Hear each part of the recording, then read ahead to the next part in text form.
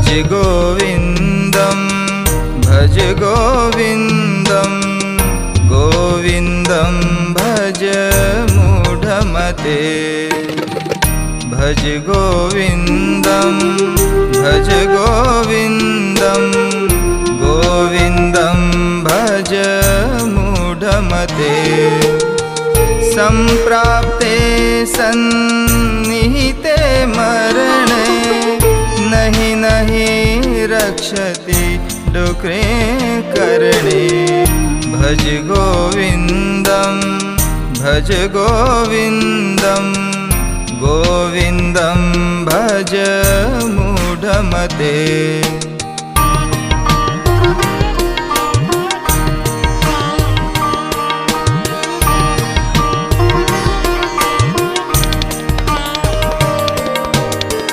पुनरपि जननं पुनरपि मरणं पुनरपि जननी जठरे शयनम् इह संसारे बहुदुस्तारे कृपया तारे पाहि मुरारे भज गोविन्दं भज गोविन्दं गोविन्दं भज मूढमते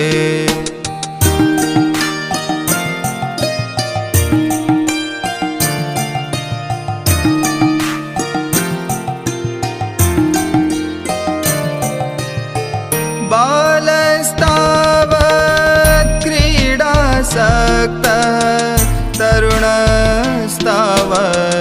तरुणीशक्तः वृद्धस्तावत् चिन्ताशक्तः परमे ब्रह्मणि कोऽपि न सक्तः भज गोविन्दं भज गोविन्दं गोविन्दं भज मूढमते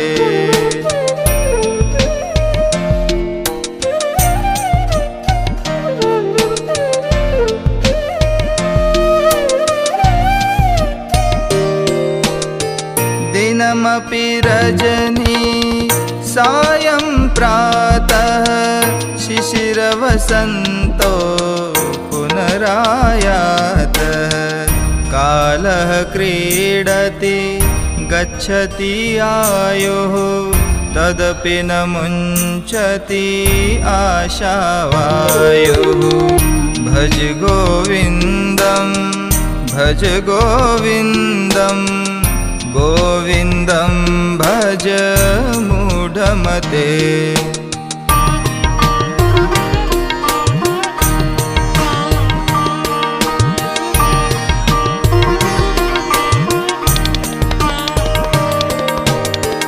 वयसि गते कामविकारः शुष्के नीरे कः कासारः नष्टे द्रव्ये कः परिवार ज्ञाते तत्त्वे कः संसारः भज गोविन्दं भज गोविन्दं गोविन्दं भज मूढमते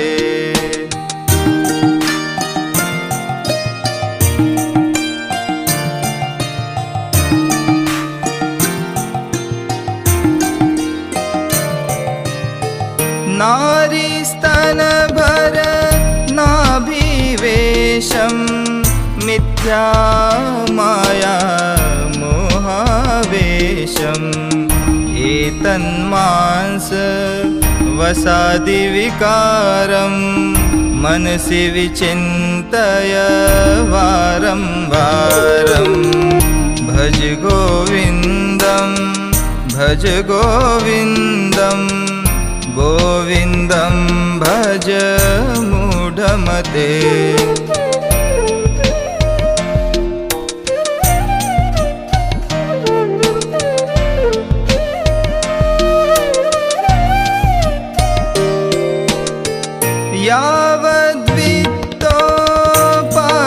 यावद्वित्तोपार्जनशक्तः तावन्निज परिवारो रक्त पश्चाद्वावती जर्जर देहे वार्तां पृच्छति कोऽपि न गेहे भज गोविन्दं भज गोविन्दं गोविन्दं भज मूढमते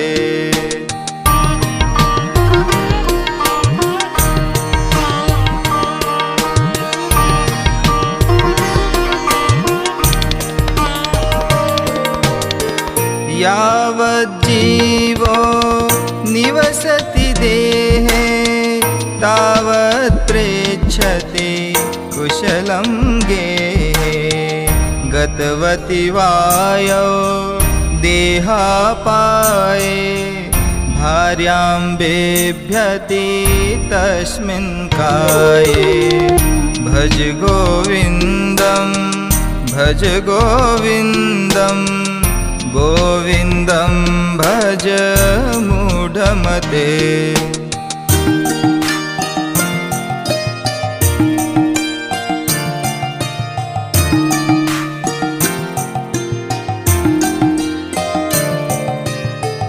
अग्रे वह्नि पृष्ठे भानुः रात्रौ चुबुक समर्पित जानुः करतलभेक्षा तरुतलवासः तदपि न मुञ्चति आशापाशः भज गोविन्दं भज गोविन्दं गोविन्दं भज मूढमते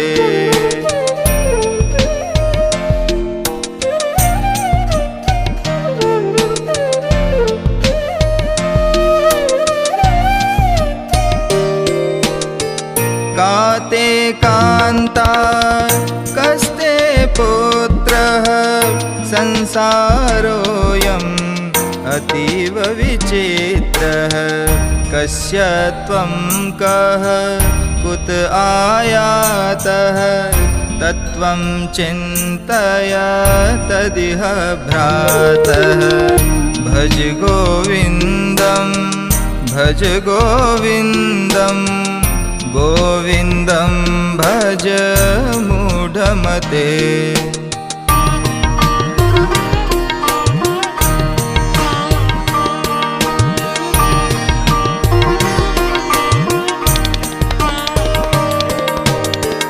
कामं क्रोधं लोभं मोहं त्यक्त्वात्मानं पश्यति सोऽहम् आत्मज्ञानविहीनमूढा ते पच्यन्ते नरकनिगूढाः भज गोविन्दं भज गोविन्दं गोविन्दं भज मूढमते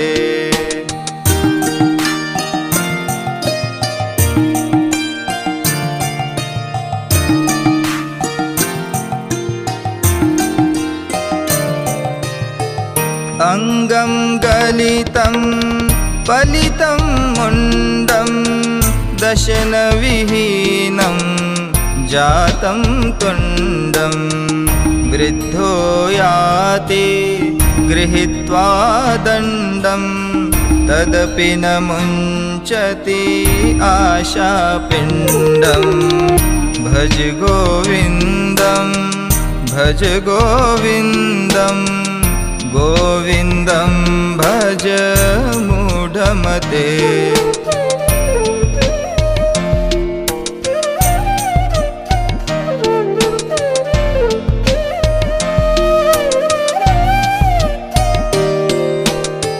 मा कुरु धन जन यौवन गर्वं हरति निमेषात् काल सर्वं मायामयमिदम् अखिलं बुद्ध्वा ब्रह्मपदं त्वं प्रविश विदित्वा भज गोविन्दं भज गोविन्दं गोविन्दं भज मूढमते।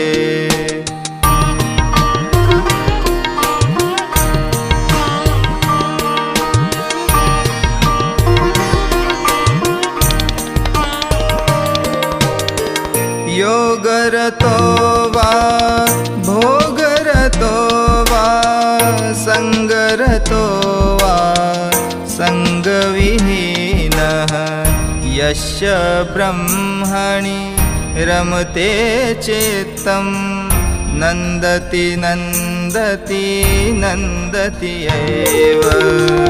भज गोविन्दं भज गोविन्दं गोविन्दं भज मूढमते।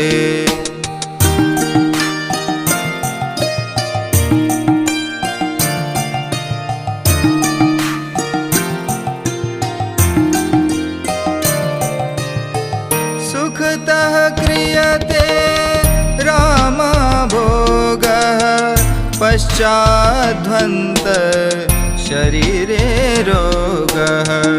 यद्यपि लोके मरणं शरणं तदपि न मुञ्चति पापाचरणं। भज गोविन्दं भज गोविन्दं गोविन्दं भज मूढमते।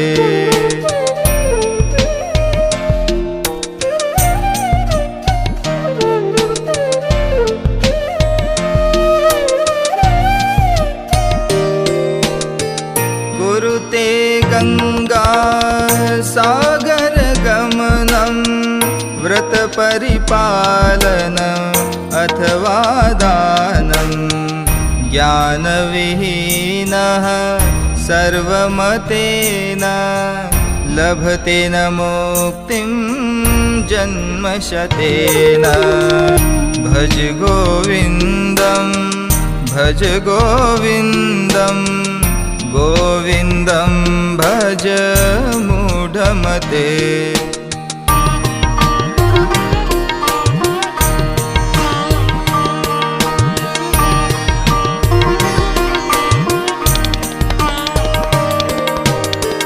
भगवद्गीता किञ्चिदधीता गंगा जललव कणिका पीता। सकृदपि येन मुरारिसमर्चा क्रियते तस्य यमेन न चर्चा। भज गोविन्दं भज गोविन्दं गोविन्दं भज मूढमते।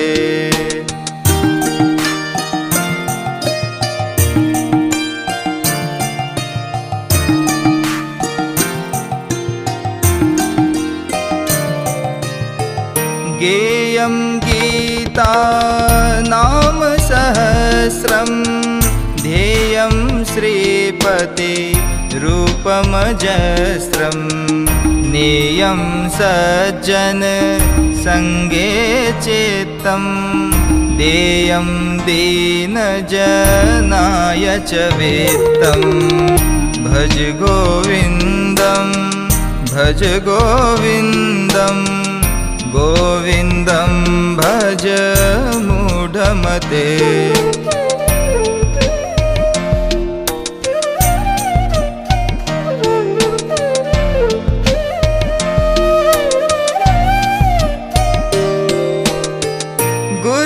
गुरुचरणाम्बुज निर्भर भक्तः संसाराद चिराद् भवमुक्तः। सेन्द्रियमानस नियमादेवं द्रक्ष्यसि निज हृदयस्थं देवं। भज गोविन्दं भज गोविन्दं गोविन्दं भज मूढमते।